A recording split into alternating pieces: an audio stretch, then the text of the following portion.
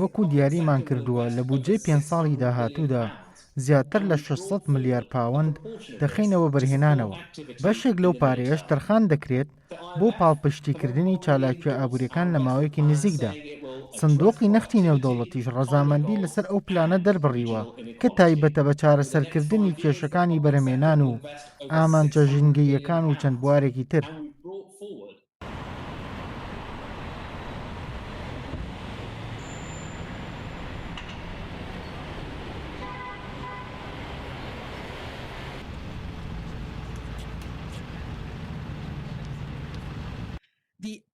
ئەو پاکێتی هەندانی بەریتانە هەیەی بۆ پاڵپشتکردنی کەتی دارایی و نەختینەی و پاراستنی دەهات و کەمکردنەوەی ڕێژەی بەکاری و دانانی سنوورێک بۆ مایە پوچبوونی کۆمپانیەکان.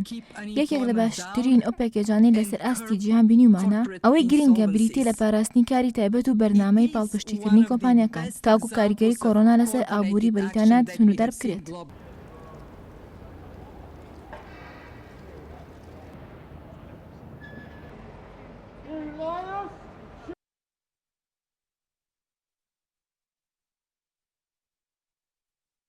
ئەوەی ئێمە سیپە دەکەین ئەوەی کە بەریتانە کەوتۆتە دۆخی نادڵنیاییەوە. ئێمە پێشبینی دەکەین ئەم ساڵ داکشانی ئابووری بگاتە لە 10.4، بەڵام پێشبینی ئەوە ناکەین لە ساڵی داهاتوو دەگەشەی ئابووری بگاتە ئاستی پێش بڵاوبوونەوەی کۆڕۆنا. ئێمە سوورین لەسەر پێشکەشکردنی ئامۆژگاری بۆ هەمووان کە سیاسەتێکی ئابووری ڕەشیدیان هەبێت کە بگونجێت لەگەڵ ئەو پەتایی ئێستا هەیە.